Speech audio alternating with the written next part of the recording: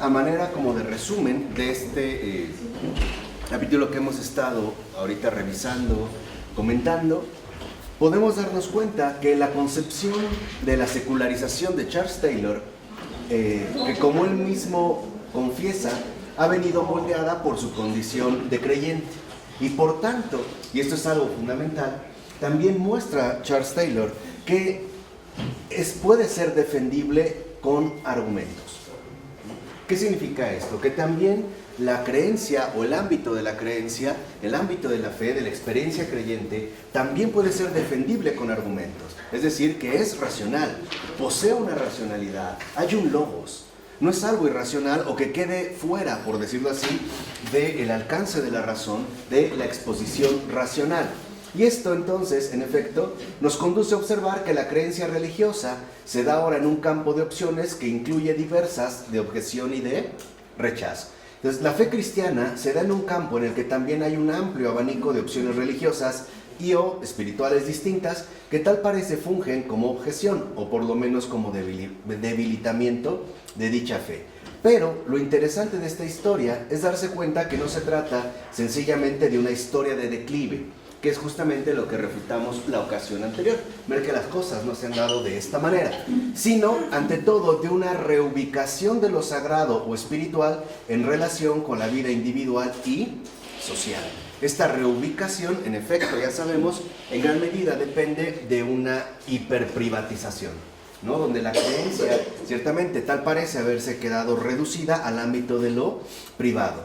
Esta reubicación es ahora la ocasión para comprender las recomposiciones de la vida espiritual a partir de nuevas formas y para nuevas formas de existencia, tanto dentro como fuera de la relación con Dios. Y es esto lo que vamos a empezar a indagar en esta ocasión. Estas nuevas formas de existencia que involucran no precisamente una creencia en Dios, sino también fuera de esta relación con Dios. De tal forma que al iniciar ya el apartado 2 del capítulo 12 que estamos estudiando, dice Taylor que valdría la pena ofrecer una historia, aunque resumida y escandalosamente simplificada, de los 2 últimos siglos hasta la fecha, para comprender mejor el desplazamiento de una época de no creencia de cierta élite, a partir del siglo XVIII, ya sabemos, la cuestión de los ilustrados, que gradualmente desemboca hacia la idea de secularización masiva, durante el siglo XXI, a partir de las formas religiosas en tanto tipos ideales. Son estos tipos ideales los que Taylor va a ir desarrollando para que comprendamos mejor la dimensión de la creencia. Dice, y tal vez la mejor manera de entenderlas sea atendiendo a 2 aspectos fundamentales. El primero es la matriz social en el seno de la cual se desarrollaba la vida religiosa. Y segundo, las formas de espiritualidad en las que esta vida consistía. Entonces, lo primero que va a analizar entonces en este sentido Charles Taylor es el primer tipo ideal que corresponde al llamado antiguo régimen, no digamos hasta lo anterior a la revolución, lo que se consideraba, digamos, la línea tradicional, considerados mágicos o paganos, habían sido suprimidos por su significado no ortodoxo. ¿Qué quiere decir en pocas palabras? Se suprimían porque estaban alejados de la verdad. No correspondían literalmente a la verdad. Y por eso también se daban incluso prohibiciones tales como acudir a oráculos, curanderas, adivinas, brujos, chamanes, etc. Hoy en día estas formas se han modificado, pero siguen siendo prohibitivas de parte de la iglesia. Por ejemplo, acudir con brujos, ¿cómo les llaman hoy? Santeros, adivinos, el tarot, los caracoles, el café, la arena, lectura de mano, lectura de córnea, el aura, cartas astrales, regresiones, cursos de milagros, etcétera, etcétera, etcétera, etcétera, etcétera. Todo esto sigue siendo, en último término, igualmente prohibitivo. Entonces, por ejemplo, en algunas zonas de Inglaterra, el Viernes Santo era importante no solo por la razón teológicamente ortodoxa, que hoy lo seguimos celebrando, ¿no? La pasión y muerte de nuestro Señor Jesucristo en la cruz, sino, vean, por la fuerza que transmitía, lo convertía en una buena fecha para sembrar cosechas.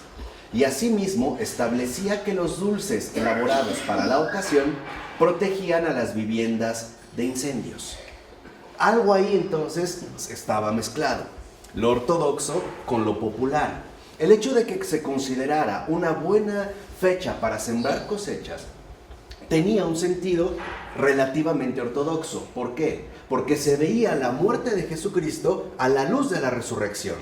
¿Qué quiere decir? Que se veía, por así decirlo, una siembra fundamental que involucraba una cosecha ortodoxa de vida eterna. En este caso aquí también de una cosecha que podía redundar en la abundancia. Y, por ejemplo, los dulces que se elaboraban específicamente para esa ocasión, ¿no? Los dulces especiales que correspondían al Viernes Santo, los llegaban a conservar porque se suponía, o la creencia popular, era que estos dulces protegían las casas de posibles incendios. Ahora, estos rituales, por ejemplo, como estas en ciertas zonas de Inglaterra, a menudo tenían su origen en costumbres paganas y estaban concebidos para ahuyentar el mal, traer buena suerte y cimentar la solidaridad en la comunidad. Hoy en día, muchos de estos factores paganos siguen estando presentes en nuestra cotidianidad creyente. Por ejemplo, no es nada raro encontrar que se encuentran a veces en ciertas fechas litúrgicas la venta de objetos raros, por ejemplo estos borreguitos, ¿no? Las mulitas. Cosas así, o sea que tienen que ver con una, digamos, más bien una situación pagana, una creencia popular, y a menos que fueran perseguidos y hostigados por las autoridades, y eso es algo importante, la mayoría de los parroquianos no percibía ninguna contradicción entre su vida creyente más ortodoxa y estas creencias y rituales no oficiales, ¿no? Lo veían como parte de su entorno en general.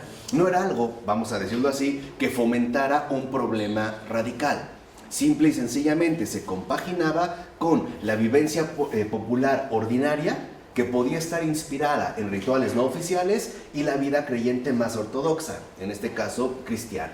Ahora, vale la pena señalar este aspecto porque las sucesivas élites reformadoras, tanto clericales como legas, han mostrado tendencia a desestimar buena parte de la religión popular, tildándola de pagana y supersticiosa. Y en este aspecto los han seguido los posteriores críticos ilustrados de la religión, ¿no? Como si se tratara de una creencia, en efecto, netamente supersticiosa. Ahora, estos críticos se mueven en el marco desencantado del mundo moderno, donde existe la tentación de seguir a los clérigos reformadores más severos de épocas anteriores para considerar que la religión popular es manifiestamente distinta de la fe cristiana, ¿no? Tratando de marcar una línea de diferenciación bastante, vamos a decirlo así, pronunciada, como si las prácticas populares no tuvieran que ver absolutamente nada con la realidad auténtica de la fe cristiana. Entonces, en este caso, por ejemplo, se afirma que el cristianismo auténtico tiene que ver con la devoción y el amor a Dios, mientras que los rituales populares se relacionan con el control y la manipulación. Esta era la perspectiva de los reformadores, ¿no? Tratar de encontrar un cristianismo puro o una práctica cristiana no contaminada. Y por eso vemos cómo surge dentro de la línea reformada, me parece como la línea más consecuente, que hoy sabemos que se llama puritanismo.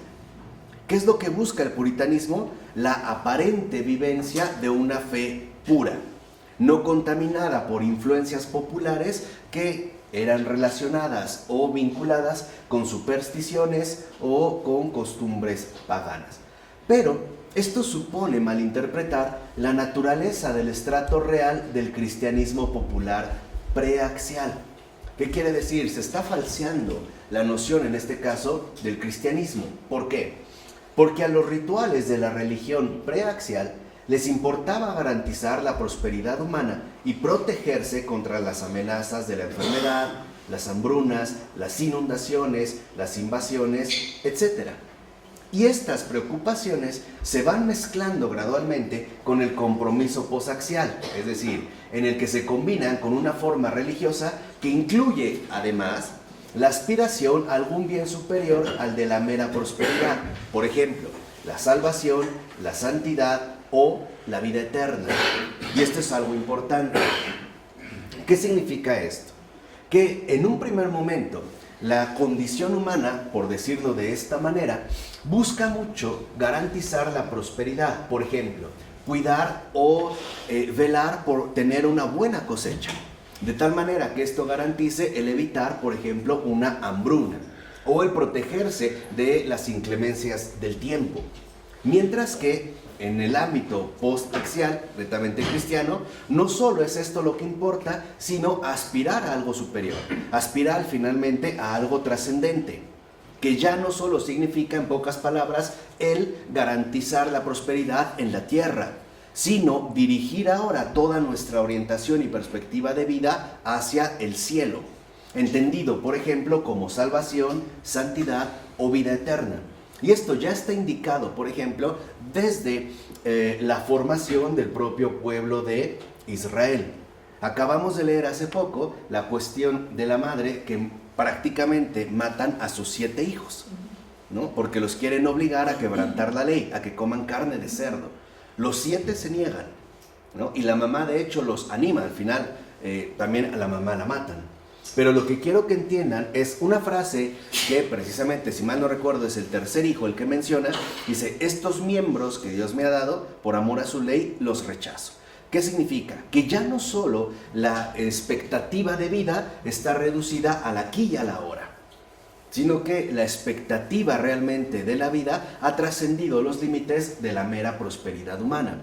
Y por eso incluye la salvación, la santidad o la vida eterna.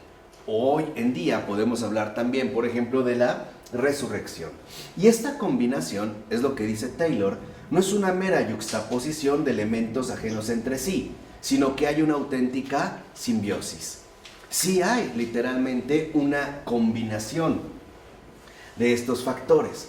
Incluso es necesario mencionar que en el periodo preaxial el ritual no era simplemente una tentativa de manipulación de fuerzas superiores, como lo entendemos hoy en día, o sea, bajo la perspectiva ilustrada, como que era una especie de trueque para dominar a los dioses y tenerlos controlados precisamente en beneficio de la realidad humana, ¿no? Como anteriormente, por ejemplo, se podía llegar a hablar de que en, no sé, en Hawái, quizá ante el volcán Krakatoa, se ofrecían a las jóvenes vírgenes más bellas, ¿no?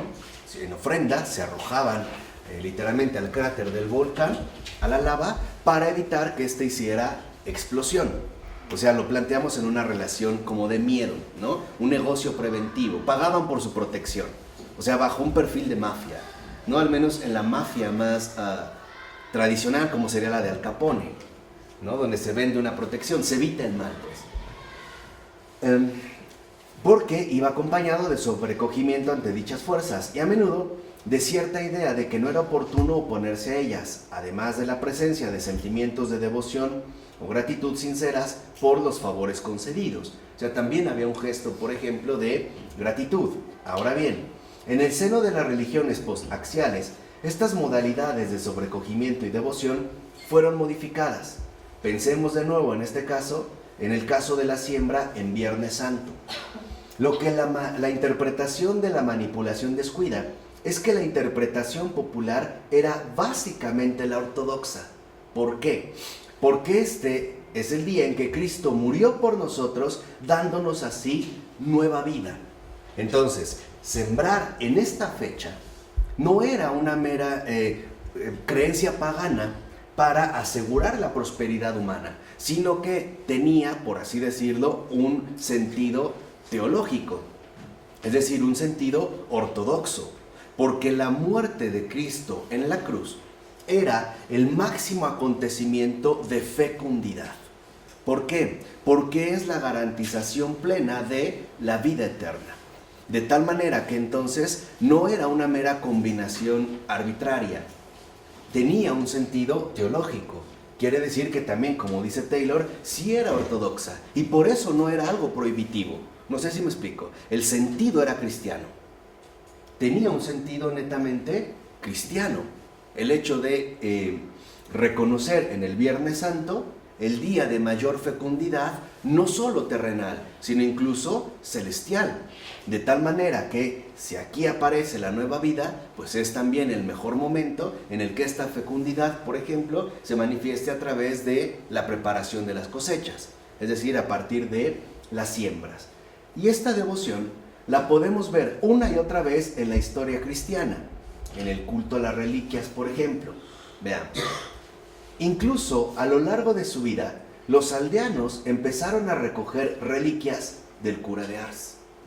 ¿De quién, perdón? Del cura de Ars, de San Juan María Vianney, o el santo cura de Ars, otro de los santazos recientes, ¿no? Por ejemplo, muchos de los aldeanos o parroquianos se metían a la sacristía y agarraban el peine que él usaba para peinar pues, el poco cabello que le quedaba y quitaban esos cabellos.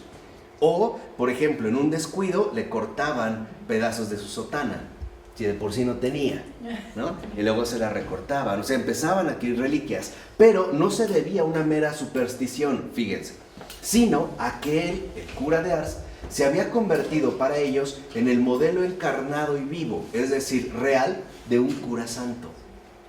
No era nada más una mera superstición, es porque él ya encarnaba en su propia persona la figura auténtica de lo que tendría que ser justamente un cura santo. Era a manera de reconocimiento. Y esto hay que recordarlo porque no se trata de la invención de santos. De hecho, el santo en cuanto tal, antes, y escuchen bien lo que digo, antes de que la iglesia lo reconozca oficialmente, es la propia gente la que literalmente lo ha reconocido o lo ha puesto al descubierto. Acuérdense que los procesos oficiales de canonización no fueron desde el inicio. Es la gente la que los proclama santos, la que los reconoce como santos. Después vendrá una formalidad, que es el proceso canónico, que hoy sabemos, ¿no? El proceso de canonización, que incluye la beatificación, por ejemplo. ¿Por qué? Porque muchos querían aprovechar la declaración de santidad de una persona para, aquí sí, utilizarla en beneficio propio. Y ahí es ya cuando la iglesia intervino. Pero en un primer momento no era así. No hay, por ejemplo, un proceso de canonización. El proceso es el reconocimiento de la gente, que se sigue viendo, por ejemplo, en el caso del cura de Ars. Estamos en siglo XVIII. Y los criterios entonces de santidad aquí eran justamente los de la Iglesia Universal. Por ejemplo, caridad, oración, abnegación, entrega, etc. Los cuales coincidían con los criterios de bondad humana igualmente cristianos. Amabilidad, preocupación por su grey, sacrificio, etc. No era que fueran como en caminos distintos, simple y sencillamente había simbiosis, coincidían, ¿no? Digamos, se cumplían las expectativas. Y en este tipo de casos, el significado profundamente cristiano de la devoción popular no era plenamente separable de sus convenciones sociales. En todo caso, los mismos rituales se podían vivir y entender de manera distinta, aquí sí, por las élites. Por ejemplo, clericales y o de otro tipo, y por la mayoría popular. ¿Por qué? Porque las élites se sentían incómodas con muchos de los rituales y prácticas populares, y a menudo caían en la tentación de remodelarlas o incluso abolirlas. Y aquí también hay que destacar un rasgo fundamental. ¿Por qué? Porque a veces se caía en la tentación de parte de las élites, incluso clericales, de abolir o remodelar este tipo de costumbres o de prácticas populares, porque no las conocían. Porque las élites simple y sencillamente vivían en gran medida separadas de la mayoría popular. Vivían a distancia, que es justamente un rasgo que el Papa Francisco ha querido suprimir ya de manera definitiva. Él ha dicho que tienen que salir, que tienen que estar en contacto, por así decirlo. Muchas de las élites populares, ¿no?, se habían convertido en puestos honoríficos de gran dignidad, de tal manera que desde esa distancia lo que alcanzaban a ver les podía llegar a parecer, por ejemplo, inapropiado. Pero es porque no estaban ahí, no estaban literalmente vinculados con la realidad popular de la que la gente misma se nutre y vive. Por decirlo brevemente, Y ese es un rasgo del clericalismo que no se puede ya mantener en la iglesia. Vivían fuera, literalmente, del pueblo, a distancia del pueblo, ¿no? En sus búnkers de élites, ya fuera bajo formas clericales o no clericales, pero a distancia de la vivencia concreta de la gente. Retomemos el caso del cura de Ars. Cuando al cura de Ars, por ejemplo, le piden, cosa que al Padre Pío también, tiempo después, ya estamos en el siglo XX, le piden, por ejemplo, que salga en procesión con el Santísimo para bendecir las cosechas porque hay plaga o falta de lluvia o qué sé yo, ellos acceden. No lo ven como un ritual pagano o supersticioso, porque entienden perfectamente que la gente está poniendo su esperanza en la ayuda concreta de Cristo. No sé si me explico. Por eso acuden, porque ellos, por ejemplo, el cura de Ars, ¿con quién vive? Con ellos, no estaba alejado de ellos, era uno más de ellos, con una gran diferencia, era el cura. Y además, era lo que debe ser un cura, un santo. Esta es la gran diferencia. Por eso pueden participar de estas celebraciones. ¿Qué sí prohibió, por ejemplo, el cura de Ars desde el principio? La prostitución y la borrachera. Esto sí, desde que llegó. Hasta que cerró literalmente los prostíbulos y hoy llamaríamos los antros. ¿Por qué? Porque eran fuente de perdición de las almas. Por eso. Pero lo demás no. No hay algo grave. Y esto es algo fundamental. Muchas veces las élites hablan desde la distancia. No están vinculadas a la vivencia popular. No están, por así decirlo, plenamente relacionadas con el pueblo. O en ese sentido, con la mayoría popular. Entonces, desde la vertiente popular, por ejemplo, tenemos menos pruebas de cómo entendían su vida religiosa. Por lo regular lo vemos desde las élites, que son, digamos, las que se encargaron de escribir o criticar algún tipo de circunstancias. Eso lo vemos en el caso con la llegada de los españoles al continente americano. Muchos de ellos, ¿qué vieron? Por así decirlo, a la distancia. Rituales supersticiosos o paganos que incluso tenían que ver con cuestiones demoníacas, ¿no? Sobre todo al contemplar el Zompantli, ¿sí lo ubican? Que es este muro de los cráneos, ¿no? Que era como una cuestión para ellos diabólica o infernal, o, por no hablar de los sacrificios humanos, o el ofrecimiento de corazones, ¿no? Bajo los rituales de sangre que se realizaban en las culturas prehispánicas. Pero muchos de los misioneros que llegaron a este continente se dieron cuenta de que no todo estaba mal, que había situaciones que eran sanas y que incluso podían purificarse o engrandecerse a partir precisamente del ofrecimiento cristiano. Por ejemplo, que entendieran que ya no era necesario ofrecer víctimas a los dioses cuando Dios mismo se ha ofrecido por nosotros. Que nosotros no tenemos ya que derramar sangre, por ejemplo, puesto que Dios mismo la ha derramado por nosotros. ¿Sí me explico? Es como una enmienda. Lo mismo pasa en el caso de la danza. Por ejemplo, para los pueblos indígenas, la adoración se da a través de la danza, a través del canto. Y esto no se prohibió, al grado de que hoy vemos, afortunadamente, muchísimos grupos, por ejemplo, indígenas, que llegan a la Basílica de Guadalupe a ver a la muy Santa Madre de Dios y lo hacen bailando. No le bailan a ella, le bailan a Dios, que está con ella, porque está embarazada. Por eso no se les dijo, no, aquí entras callado y serio. No, esto no se tiene por qué quitar. Porque forma parte de un rasgo fundamental que puede ser corregido, enderezado o bien purificado. Pero no significa que hay precisamente que eliminarlo. Entonces, una cosa es hablar desde la distancia, ¿no? Desde una distancia de élite, y otra cosa es comprender las vivencias netamente populares. Pero lo que sí parece claro es que debido a los ejemplos con los que contamos, que valoraban y respondían con entusiasmo a las señales de santidad personal, es decir, encarnada, que veían sobre todo en sus sacerdotes, pero también en sus conciudadanos. Por eso era tan importante que el sacerdote fuera eso, un sacerdote, no un funcionario, un sacerdote. que, digamos, estuviera limpio del clericalismo. ¿Qué es el clericalismo?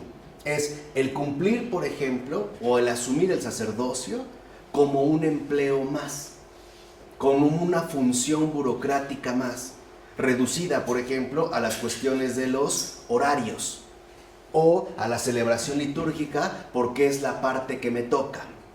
Al grado de que dentro del clericalismo todo está también restringido en base a las posibilidades, o mejor dicho, a los horarios fijados. Iba a hablar de los horarios de atención, las posibilidades de atención. Al grado de que, por ejemplo, si de repente un alma ha sido tocada por la luz del Señor, por la gracia, y tiene realmente un deseo de confesarse en ese momento, y por desgracia le toca un sacerdote infestado de clericalismo, le va a decir, no tengo tiempo, las confesiones son mañana o pasado de 6 a 7. Qué triste, qué triste, qué tristeza. Eso es el clericalismo. El clericalismo es, llego, quisiera bautizar a mi hijo. Ah, sí, la celebración cuesta 1000. No los tengo. No, pues entonces no. Eso es el clericalismo. Eso no es de la iglesia, y mucho menos de los sacerdotes.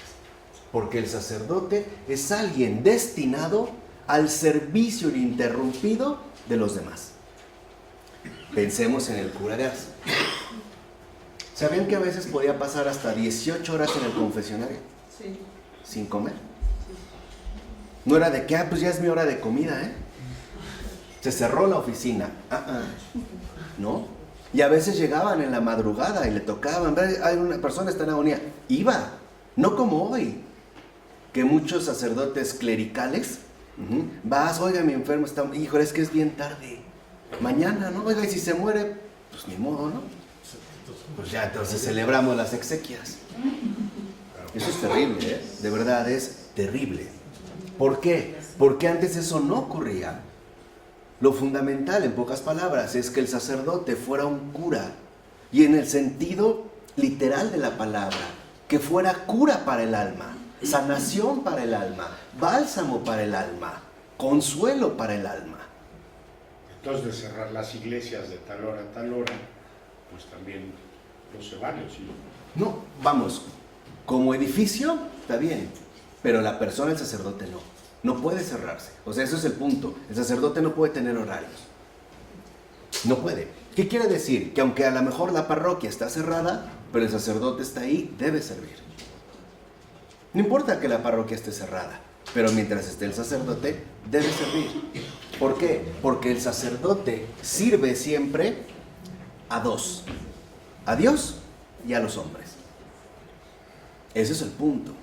De tal forma que entonces, justamente para las personas de antes, estas señales de santidad encarnada tenían que ver más bien con la caridad demostrada en tanto apertura universal. No había una limitación o una estrechez, que es justamente la contraposición a una relación demasiado estrecha con el hacendado o el noble. ¿Qué quiere decir? Que no se trata de formas heroicas de abnegación sexual o de otro tipo, como lo quería sostener la versión protestante, puritana sobre todo.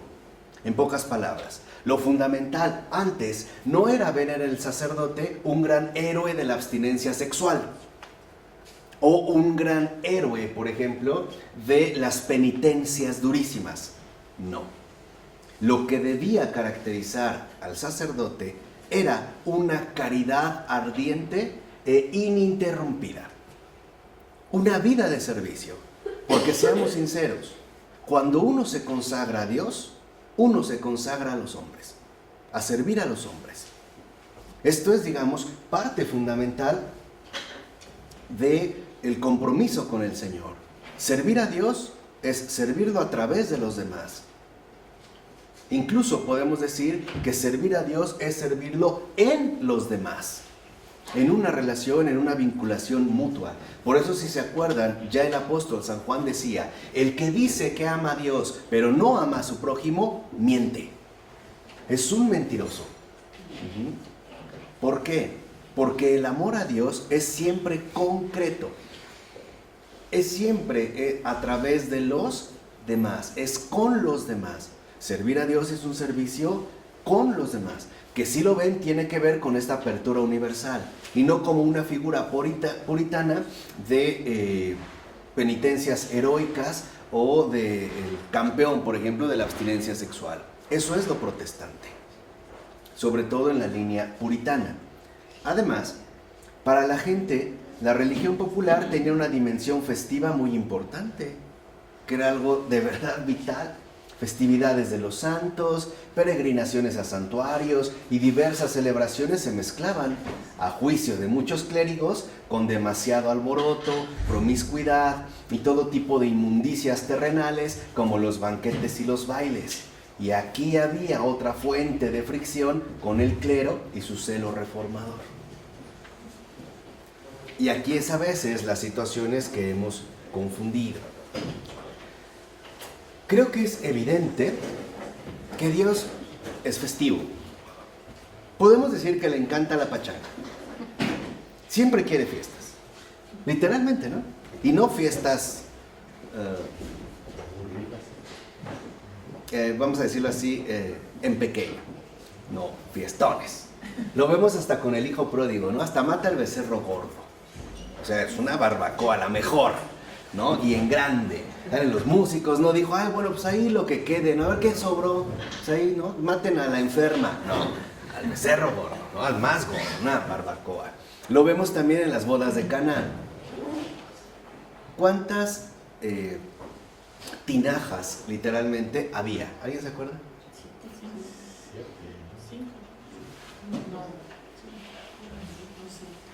¿Cuántas tinajas?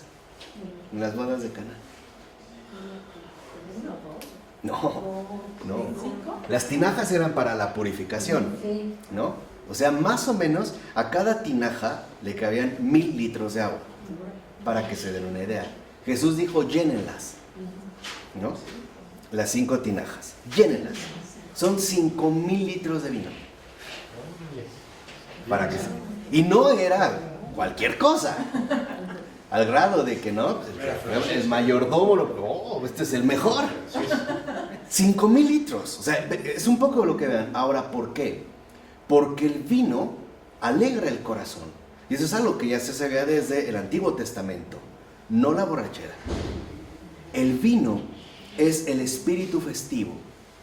El problema es cuando a través del vino se mete el mal espíritu de la borrachera.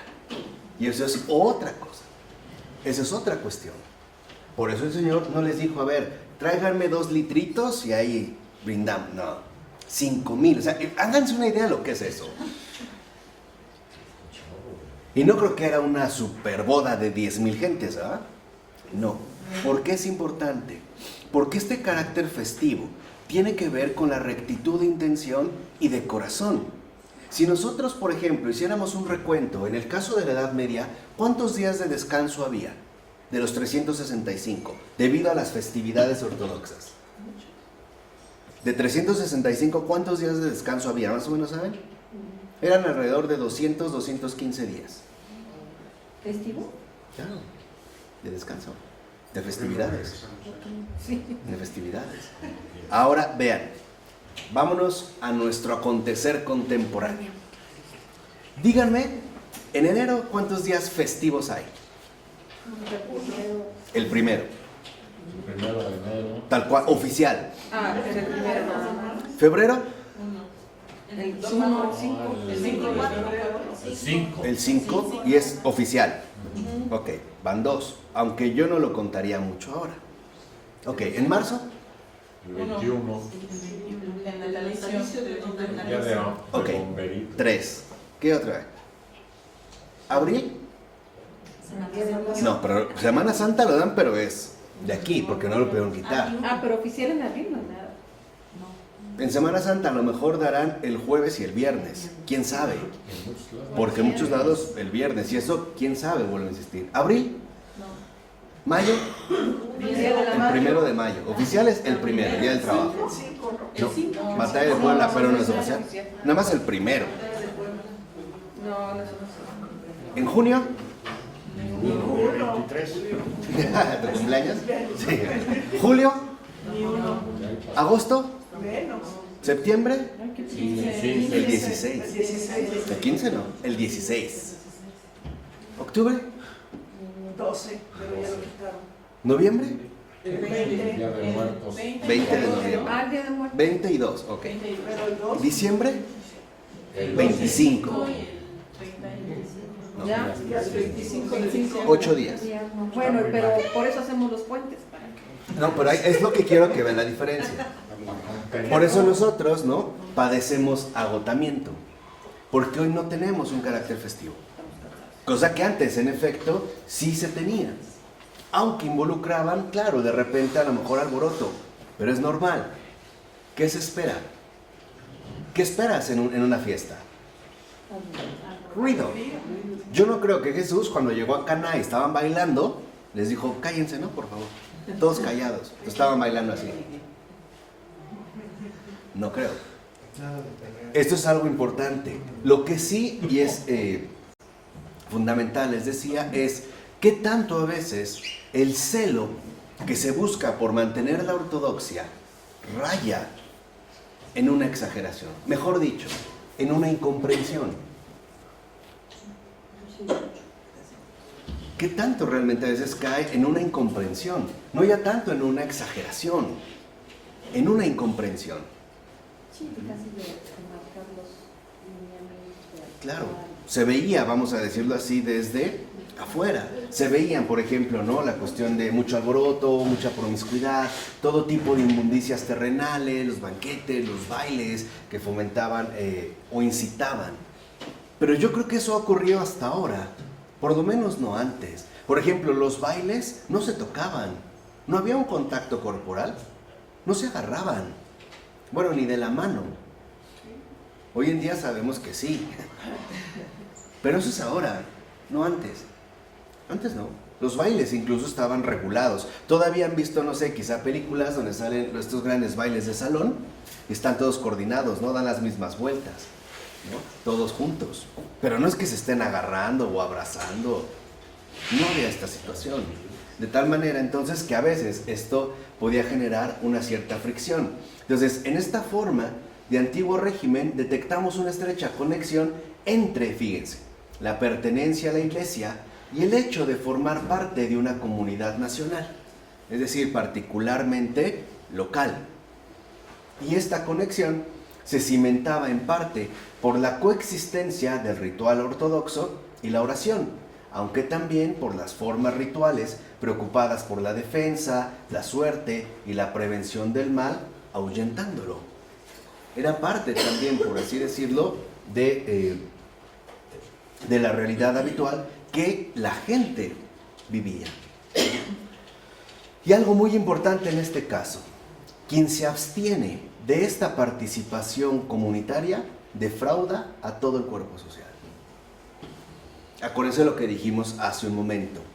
Cada persona ocupa su lugar correspondiente.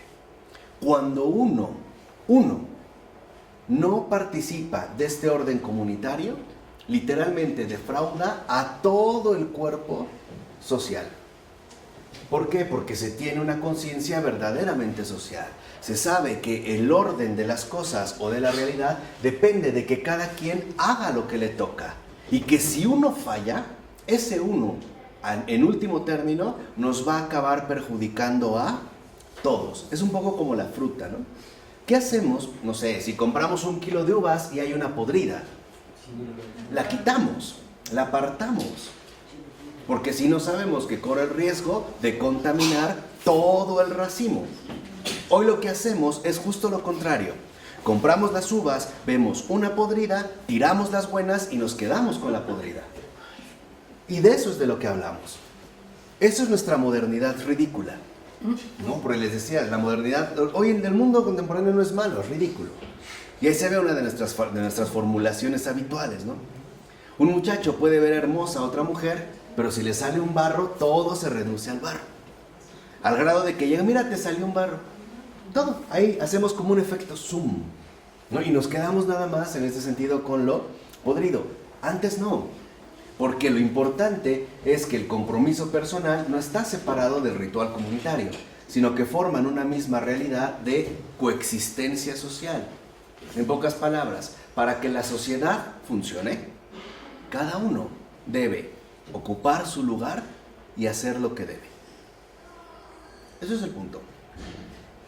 Pero si uno no ocupa su lugar, si uno realmente no lleva a cabo la función que le toca, entonces toda la coexistencia social se va a ver perjudicada, ¿no? Si lo aterrizamos en la línea que hemos venido comentando, lo podemos decir de una manera muy sencilla. Por ejemplo, si un cura no es cura, afecta a toda la comunidad.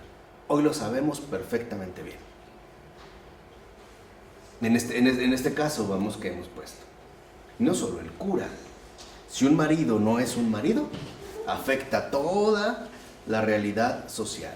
Si una madre no es madre, perjudica a toda la coexistencia social, a todo el cuerpo. Sin embargo, estas formas de coexistencia comunitaria se verán alteradas.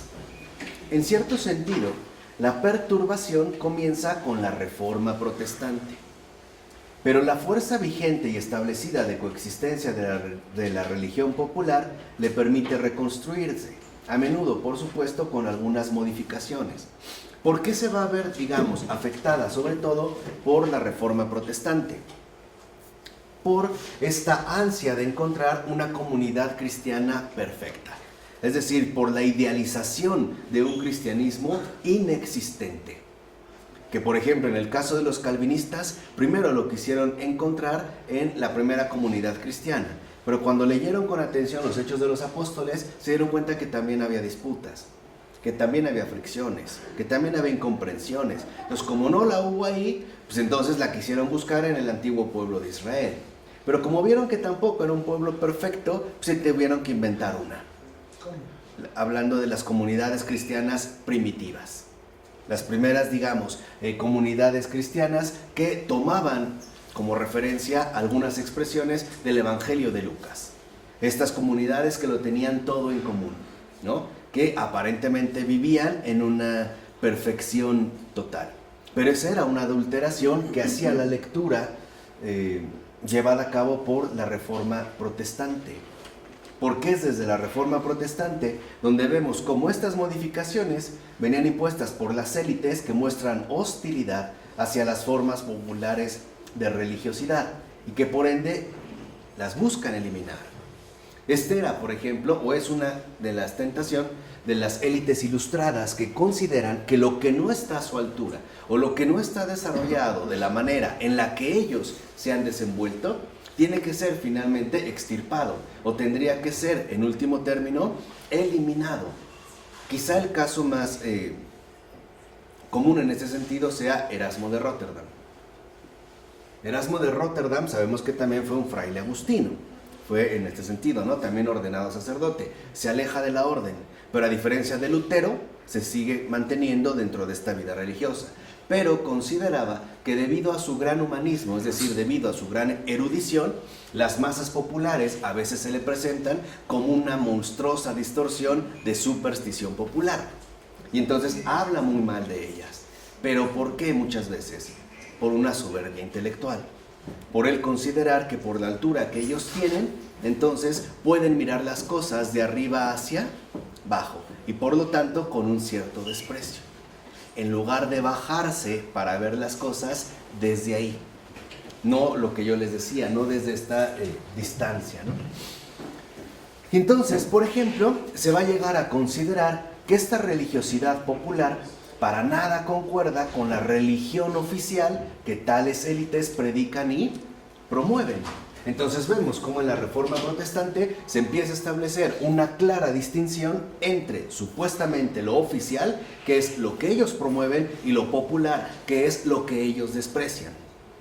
Muchos de nosotros a veces seguimos sintiendo esta tentación de menospreciar lo popular, de considerarlo inferior o impuro o no grato para la supuesta religión oficial que muchas veces se ha predicado, ¿no? O que se nos ha predicado, sobre todo desde la línea de las élites. Por eso, si recuerdan, cuando el Papa Francisco vino a México y realizó la celebración litúrgica en el sur del país, le dieron, ¿se acuerdan? Una estola, ¿no? un cáliz totalmente artesanal y no había ningún problema. El hecho de que se pudieran leer los evangelios, por ejemplo, en lenguas indígenas, tzotzil, ¿no? Que era, digamos, como una de las más amplias. Y danzaron. ¿No? Y danzaron. No tiene problema, no hay problema. Porque Él nos ha recordado que no podemos pasar por alto las enormes riquezas de aportación que muchas de estas manifestaciones populares poseen. No podemos cortarlas de tajo. Tenemos también que aprender mucho, exactamente, de estas manifestaciones populares. En pocas palabras, no solo los instruidos o letrados, o sea, las élites, tienen razón. Muchas veces el hecho de hablar tan a distancia, tan alejados de la vivencia popular concreta, no les permite ver las cosas con claridad. Y más bien empiezan a llevar a cabo como distorsiones. Ahora bien, las élites tienen a menudo una fuerza tremenda para imponer estos cambios. Su propio alejamiento de las formas populares puede llegar a desestabilizarlas abiertamente. Es lo que yo les decía. En realidad, muchas veces no es que las formas populares sean incorrectas. Es que es el distanciamiento de las élites el que las distorsiona. Es como una persona que intenta describir algo pero muy lejano. Lo ve borroso. Y lo que diga acerca no va a ser tan certero. Necesita estar más bien que cerca, acercarse y comprender lo que ahí está ocurriendo. Pero una religión popular es solo vulnerable a la deserción de las élites, puesto que con frecuencia se encuentra en una posición privilegiada, es decir, arraigada, para restringir los efectos de esta deserción. E incluso puede llegar a poner fin a la desestabilización a través del mantenimiento de los rituales colectivos centrales. En este caso, por ejemplo, la reforma desde arriba, es decir, desde las élites, puede poner un fin abrupto a la coexistencia religiosa popular sin llegar a colocar algo en su lugar para subsanar tal afectación. Eso es lo que hizo la reforma. Por ejemplo, dice, todo es superstición, cualquier tipo de festividad es pagana, cualquier tipo de expresión devocional es inaceptable. ¿No? Lo están viendo en este sentido desde arriba, al grado de que, como lo vimos también hace tiempo, todo lo que suene a mágico va a ser rechazado, incluido la realidad sacramental. Ahora es cierto, quitaron los sacramentos. La pregunta es, ¿y qué pusieron? Nada. Quitaron la confesión. ¿Qué pusieron? Nada. Quitaron a Cristo de la cruz. ¿Qué pusieron? A nadie. Está vacía. Ahí hay un vacío. Entonces, eso es el problema. Muchas veces, desde arriba, desde las élites, quieren quitar. Pero ¿y qué van a poner? ¿Qué es justamente lo que van a proponer? A lo mejor se quejaban de que el pueblo ponía muy poca atención en las celebraciones litúrgicas. Pero ¿qué pasa si no saben leer? Y peor aún, si no sabían latín. ¿Qué podemos hacer? ¿Qué es, vamos a decirlo así, literalmente lo que se puede realizar en estos casos? Entonces, para quienes creían, por ejemplo, en la influencia y las fuerzas que habitaban determinados lugares y objetos, como en las reliquias, el hecho mismo de que fueran no solo desacreditados, sino incluso destruidos, sin contar con una retribución al respecto, parecía indicar que su poder había simplemente desaparecido. Eso fue, digamos, como una de las grandes estrategias de la Reforma Protestante. Quitar todo lo que tiene que ver con la realidad sacramental y aparentemente con eso se acabó, no sirve de nada. Que es también lo que quisieron hacer, por ejemplo, con muchos aspectos de las reliquias. Entonces, en este sentido, por ejemplo, los reformadores llevaron a cabo una práctica, una contrapráctica, mejor dicho, que ya se había utilizado una y otra vez para propagar la fe. Cuando San Bonifacio, por ejemplo, abatió el roble sagrado de los paganos germanos, mostró con este mero hecho lo falso de sus creencias, porque lo creían ciertamente indestructible. Lo que hace finalmente San Bonifacio es mostrar que aquello que para ellos es sagrado es totalmente falso, ¿no?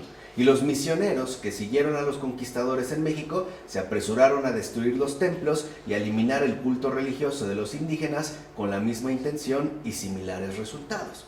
Mostrar, digamos, lo falso de las creencias. Los reformadores justamente aplican este mismo criterio, pero a la iglesia misma. Al buscar eliminar, por ejemplo, la realidad sacramental, pretenden demostrar que este tipo de celebraciones no es más que una superstición y que por lo tanto no pertenece a la auténtica vida de fe.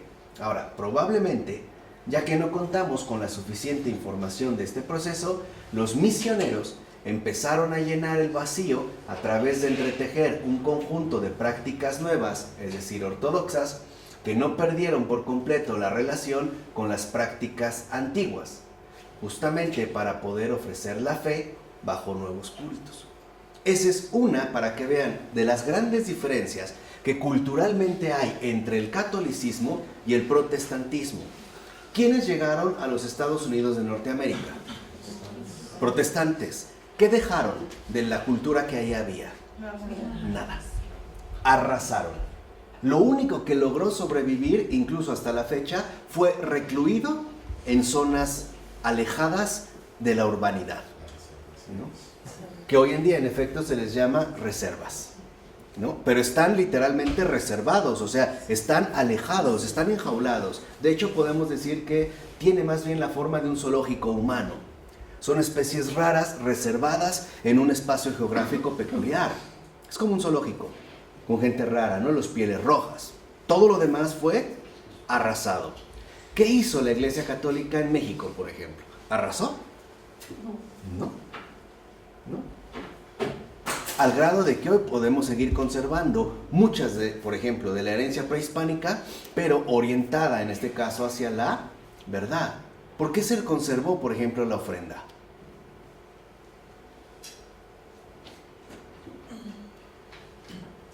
Que hoy en día muchos seguimos colocando. ¿Por qué se conservó? Por la veneración de todos los santos de la iglesia. Pero, vamos, ¿por qué no dijo, no, esto no? O hay que acabar completamente con eso. Porque era una costumbre, no se una tradición. Se dieron cuenta de que No se oponía a nada. ¿no? Era importante reconocer que los muertos no mueren definitivamente, que hay una vida más allá. Pero lo importante es darnos cuenta que estos muertos están llamados a una resurrección y a una vida eterna. No había en este sentido ningún tipo de problema. Esta es la gran diferencia. Por eso México sí tiene cultura, en el sentido de una herencia cultural apropiada, asimilada. Estados Unidos no tiene cultura, no tiene herencia. ¿Dónde están sus raíces? No, su cultura es de inmigrantes. No quiere decir que no vale, lo que digo es que no tiene algo arraigado, ¿no? Por eso hay como una mezcolanza inmensa. Entonces, esto es fundamental de comprender para que veamos cómo sí hay grandes diferencias entre una situación y otra. En el caso de la Iglesia Católica en México, ¿destruyó algunos templos? Sí, es cierto. Pero después se dieron cuenta que lo fundamental no era esto. Lo fundamental es que las personas conozcan la verdad. ¿Y cómo la van a conocer? A través del testimonio del que ha sido enviado. Es decir, a través del testimonio precisamente de la santidad. ¿Hubo excesos? Seguro. Pero también hubo correcciones. ¿Hubo maltratos? Sí. Pero también hubo defensores. ¿O no? Sí, por supuesto. O sea, no quiere decir que vino y fue una masacre. Esa es la diferencia entre una conquista y una invasión. Ese es también como otro perfil que a veces perdemos de vista. Entonces, ciertamente, la Reforma inglesa nos brinda uno de los primeros ejemplos de este proceso. Impuesta en principio por las élites, suprimió por la fuerza las prácticas de un catolicismo que representaba la fe viva de la mayoría. Aunque cabe mencionar que hubo una pequeña minoría no perteneciente a las élites que sí prestó su apoyo por convicción. Aquí sí. Pero en realidad eran las élites, en el caso de la Reforma inglesa, las que, incluso con violencia, lo vemos desde haber condenado a muerte a Tomás Moro, por ejemplo, a Santo Tomás Moro, John Moore, que era su compañero, y muchos otros buscan eliminarla e incluso hacerla desaparecer por completo. Pero para la gran mayoría, el hecho de haber tratado de suprimir el catolicismo genera un vacío inmenso, genera una sensación de pérdida que paradójicamente creó las condiciones necesarias para llevar a cabo una restauración de la fe católica tan solo ligeramente alterada en lo concerniente a María, la Madre de Dios. Después, este proceso de destrucción engendrado por la élite y de recreación popular volvió a suceder una y otra vez en los siglos posteriores. Así, por ejemplo, en la historia de Francia durante la Contrarreforma del siglo XVII, bajo el clero jansenista, se llevó a cabo la prohibición o abolición de las prácticas populares, porque acuérdense que los jansenistas coqueteaban bastante con el puritanismo, con una versión netamente ascética o pura de la vivencia creyente, en este caso de la fe cristiana, ¿no? Basada sobre todo en la austeridad y en la mortificación. Después le siguió la Revolución y su respectiva descristianización durante el periodo jacobino, por no hablar ya del encarcelamiento y exilio de los sacerdotes y obispos, que dio lugar a una brusca alteración y perturbación de la práctica religiosa. Buscan quitar, aniquilar, pero esto deja un enorme vacío, que es precisamente lo que se va a poner. Por ejemplo, en el caso de México hubo un fenómeno importante, donde estaban los principales centros, por ejemplo, de los rituales religiosos de los indígenas, ahí se colocaron los primeros templos cristianos. Por ejemplo, sabemos que debajo de la basílica, de la catedral, está el templo mayor. Y es en Cholula, por ejemplo. ¿Por qué? Porque era indicarles que lo que hacían no está mal, pero a quienes supuestamente lo dirigían, eso era lo equivocado. De tal manera que había una referencia, vamos a decirlo así, una corrección. Y esto es fundamental de entender para ver cómo a veces, por ejemplo, se dan situaciones que no alcanzamos a comprender, pero que sí vale la pena entender de una mejor manera. Entonces, con este último suceso mencionado, entramos obviamente en una nueva era. Es decir, por primera vez, los destructores, o sea, los revolucionarios franceses, ofrecen una nueva ideología anticristiana para rellenar el vacío. Aquí sí, fueron ellos. Aunque a corto plazo fue notable que no tuvieron éxito, ya que la República y su calendario secular no arraigaron de manera definitiva. Y esto llevó a las élites, tanto católicas como republicanas, a librar una batalla a largo plazo para remodelar a Francia según sus respectivas posturas. Tal batalla empieza de hecho con la caída de Napoleón. En este caso, la Iglesia Católica de la Restauración trata de recuperar el terreno perdido y recibe el apoyo de muchos grupos destacados, ya fuera por devoción y o por preocupación por el orden social. No obstante, los esfuerzos de la Iglesia durante la Restauración tal parece que se circunscribieron a una postura ultramontana, es decir, concepción de la historia y conjunto de doctrinas y opiniones que defiende que el orden eclesial, social e histórico debe estar sometido completamente a la autoridad del Papa de Roma y articularse según una jerarquía de origen divino. Esa es la postura llamada ultramontana, o cuando se habla del ultramontanismo. Y por eso se llega a sostener, dentro de esta perspectiva, que la cadena de mando desciende de Dios recorriendo toda la jerarquía y que el objetivo consiste en reconstruir una sociedad cristiana total, entendida como una sociedad de complementariedad jerárquica en la que cada orden desempeña su papel en aras del bien de todo el conjunto. No suena mal. Si uno entiende, digamos brevemente lo que ha propuesto la postura ultramontana, no suena mal, sobre todo al hablar de reconstruir una sociedad cristiana total. ¿Dónde está el problema? Que todo podría quedar incluso justificado como voluntad de Dios, dependiendo de la jerarquía. Por ejemplo, ¿qué sucede entonces si un sacerdote maltrata a los feligreses? ¿Qué sucedería en ese caso? podría decir que bueno, pues como esa es la autoridad que Dios le ha dado, entonces puede hacer lo que quiera. Ese es el riesgo. Y esto ya se sabía desde antes. O sea, en pocas palabras, a partir de una postura ultramontana, en nombre de Dios se puede justificar la injusticia o la violencia, por no hablar ya de otras cuestiones. Esta era, digamos, la dificultad. Por eso es que en principio se reafirma la alianza entre el trono y el altar.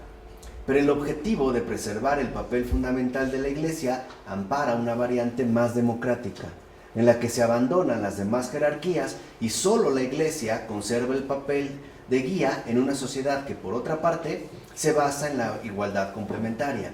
Esto dará lugar precisamente a la aparición de la fórmula de la democracia cristiana de principios del siglo XX. Durante la Restauración, la sociedad todavía se percibe como algo orgánico, y por eso el lugar que cada persona ocupa en ese todo orgánico, es decir, social, es el elemento definitorio por demás esencial tanto de la obligación como del deber. En pocas palabras, el individualismo no tiene todavía cabida dentro de esta percepción. Todo sigue siendo finalmente orgánico, es decir, vamos a decirlo así, netamente social. Por eso es que sí se puede llegar a sostener que la Iglesia es la verdadera coexistencia de la sociedad en su conjunto, es decir, a la que todo el mundo debe pertenecer para no atentar contra el todo social, y además es asimismo la fuerza inherente de las obligaciones sociales que de fondo provienen de lo sagrado, esto es, de aquello que la Iglesia es precisamente guardiana y fuente de expresión. Entonces se tenía, por ejemplo, durante la Contrarreforma, la Restauración, francesa, también durante la Reforma, que la Iglesia es guardiana de un don que le ha sido otorgado y que por eso también la Iglesia está llamada a configurar una sociedad, por así decirlo, basada en los valores y en la luz del Señor Jesús. Cosa que hoy para nosotros es como difícil de asimilar por un simple prejuicio que ha tomado mucha fuerza sobre nosotros, la división de la realidad. En pocas palabras, para nosotros, por ejemplo, la creencia religiosa es una cosa y toda la realidad social es otra. Dios por un lado, el mundo por otro. De tal manera que, por ejemplo, por mencionar nada más un caso para que vean aquí lo que estaba en juego, yo puedo ser un creyente devoto, muy ortodoxo, pero un mundano pleno en mis demás actividades. En pocas palabras, tal parece que entonces Jesús se limita, ¿no?, al ámbito de la creencia, al ámbito de la vida creyente, pero esto involucra que se fomenta o se promueve la impotencia cristiana. ¿Qué significa? Que entonces Jesús no es el Señor, porque se le excluye de todos los ámbitos de la realidad. Se le excluye a Jesús. Por ejemplo, es que Jesús no puede estar dentro del ámbito de la economía o la política o la medicina. Esas son áreas en las cuales nada tiene que ver, por ejemplo, la cuestión de Jesús. Entonces Jesús ya no es el Señor. ¿Dónde ha quedado literalmente el señorío de Cristo? Si hemos decidido apartar o dividir las cosas, como si Cristo se redujera a la devoción personal, pero no a la realización de la sociedad en su conjunto. Y este es el sentido social de la Iglesia. El reconocer que en efecto la Iglesia está llamada a reconfigurar la sociedad en toda su dimensión. No solo está destinada a las creencias privadas, sino también a las situaciones económicas, a las situaciones políticas, etcétera, etcétera, etcétera, etcétera. Y esto es muy importante de no olvidar, sobre todo en estos tiempos, donde al parecer lo que corre riesgo es el reino de Cristo, en el sentido de su reinado, de su señorío. Como si Cristo, por ejemplo, fuera inepto o no apto, por ejemplo, para las realidades económicas o para las dificultades políticas, ¿no? Como que si ahí no tuviera lugar. Ciertamente, este tipo de tentativa de refundar el cristianismo produjo campañas en contra. que adoptaron la forma de movimientos secularistas liberales o republicanos radicales que con frecuencia se inspiraron en la Revolución Francesa. Justamente los que dijeron, por ejemplo, a la manera de un Benito Juárez, la iglesia por allá, el Estado por acá, ¿no? Donde se habla, por ejemplo, de una educación laica que literalmente significa no religiosa, donde no puede haber ninguna intervención, ninguna comunicación entre la iglesia y el poder político. Ese es el perfil liberal. Y obviamente ese es el perfil republicano liberal, los republicanos. La república es una entidad autónoma de valores propios. La iglesia se debe de mantener completamente al margen. La iglesia que hable del alma y del cielo, pero no puede hablar, por ejemplo, y mucho menos intervenir en cuestiones políticas. Cuando hoy, afortunadamente, estas situaciones están cambiando. No sé si saben, el actual presidente de Polonia es católico. Y cuando ha tenido una decisión, por ejemplo, importante para su país, convoca un rezo general. Comulga, recibe la Eucaristía, etc. Esto es vital, para que veamos cómo no todo tiene que seguir precisamente esta línea. ¿De acuerdo? Vamos a dejar hasta aquí. En nombre del Padre, del Hijo y del Espíritu Santo. Amén.